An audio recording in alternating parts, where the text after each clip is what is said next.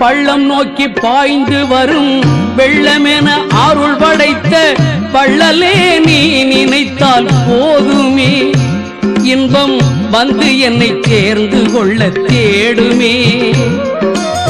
பள்ளம் நோக்கி பாய்ந்து வரும் வெள்ளமென அருள் படைத்த வள்ளலே நீ நினைத்தால் போதுமே, இன்பம் வந்து என்னை சேர்ந்து கொள்ள தேடுமே.